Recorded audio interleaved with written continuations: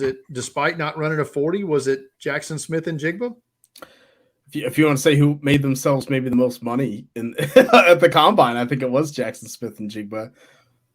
You play it smart. He's not going to be a blazing 40 producer, and not to jump the gun. I think compare him to Jordan Addison, the wide receiver out of Southern Cal, who came in 173 pounds, ran a 4.49, and that was like still kind of disappointing.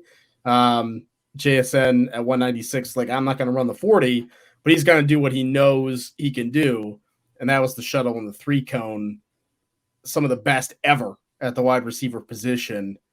Like that's how he wins. Like he's going to be like Cooper Kupp, right? I mean, that's how Cooper Kupp won, was not with speed. He wins with that agility and explosiveness off the line. This is why I think JSN established himself as the number one receiver in this class. Do you agree?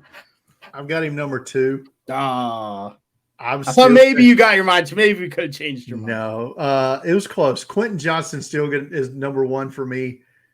He looked good. He did look good. He did look good, and he only did the vertical and the broad jump. They were outstanding.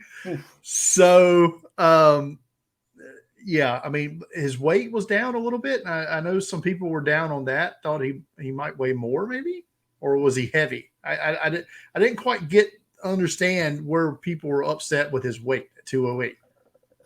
Yeah, I think people were hoping, that Quentin Johnston maybe came in a little closer to the list that he's listed at 215, 216. Okay. So I think people were hoping for that. Andre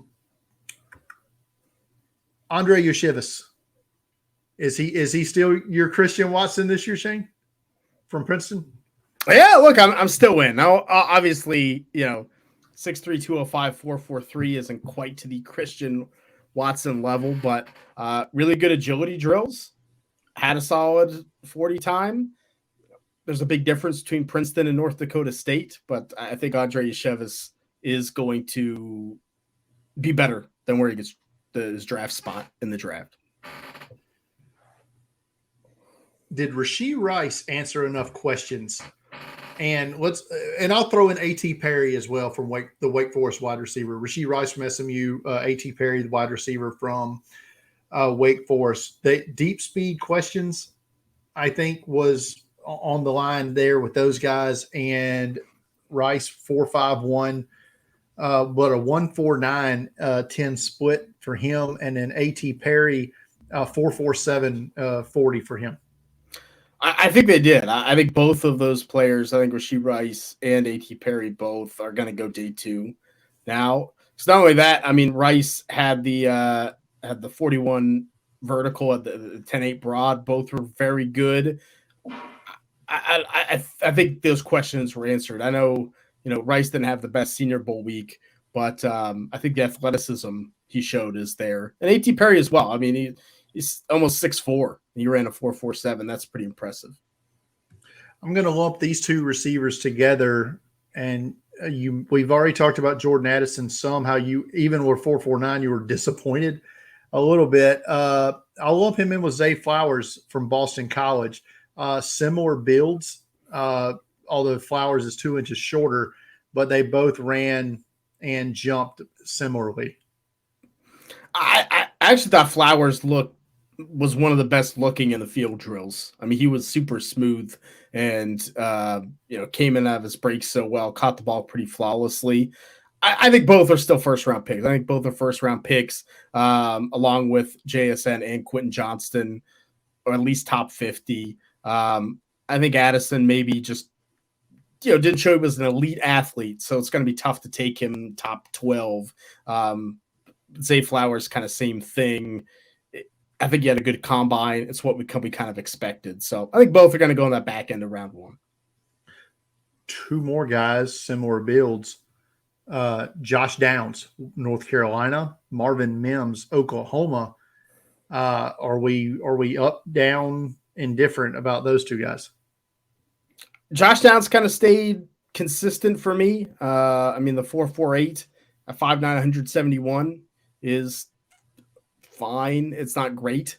But he's a slot receiver. I was kind of surprised that he did not do the agility testing about the 3-cone and the shuttles where he would do really well. Marvin Mims is a big stock up for me. 183 pounds, ran a 4.38. He had really good vert as well, 39.5. I did not expect that type of workout. I thought maybe that speed would be there, like 4.4s, but I didn't expect that type of workout. Bryce Ford Wheaton, West Virginia, best workout or best RAS of any of the wide receivers that tested. Did that kind of take you aback a little bit? It did. It did. I remember watching him the opening game this year against Pitt and being like, wow, this guy's really good. And then he just did not very much for like the next 4 games. And I mean, West Virginia's offense was awful. But when you have Bryce Ford Wheaton, 6'3.5", 221, ran a 4.38, 41 vert, 10.9 broad. He did the agility testing, was great in that too. It was like DK Metcalf is the athletic comparison. He didn't produce.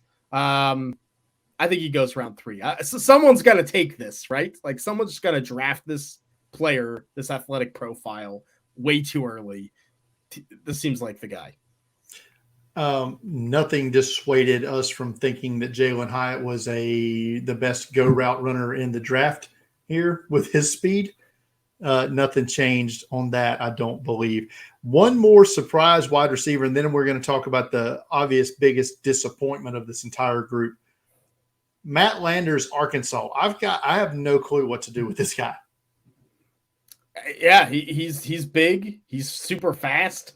Another, not quite the Bryce Ford Wheaton's level, but that type of player. I mean, I think Matt Landers gets in the draft, maybe. But they just invited him because he is like 6'4", 200, gonna run the 4.3s. Yeah, I didn't expect it. I didn't think that was coming. And now the last receiver we'll talk about. Holy cow, how bad was Kayshon Boutte's workout here from LSU? I mean, we're thankful the 4.67 was not the 40 that counted, right? Because that would have been really bad.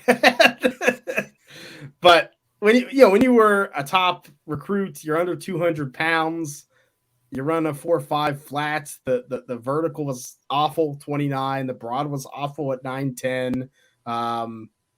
The shuttle was the only thing that was decent. Just I don't know how you take him day 2. Plus, if there's any type of maturity concerns, I could see Kayshon Boutte not getting drafted. Like that wouldn't surprise me if that happens on draft day. Because when you start getting into day 3, which is where I think we firmly believe he's at now, and then there be it rumors, but we've talked off air about them. There are rumors out there about Kayshon Boutte, and teams know about it. So you get into day 3, you have a receiver who has now played no special teams at LSU that I know of, and has maybe some off-field concerns. Yeah, you could be looking at undrafted at this point, which 2 years ago, that would have been unheard of, right? Blasphemous, yeah. Right. I mean, as a Devi fantasy football player, I have some Kayshon Boutte empty bags I'm holding. It's not great. Not great for those guys, like you said with that. This tight end class, though, Shane, there was – I don't know that